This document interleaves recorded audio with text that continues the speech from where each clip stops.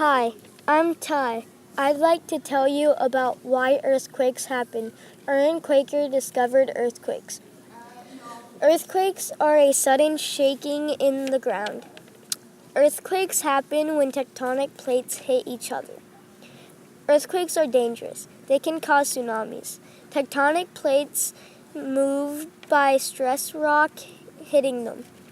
Earthquakes happen on tectonic plates and fault lines.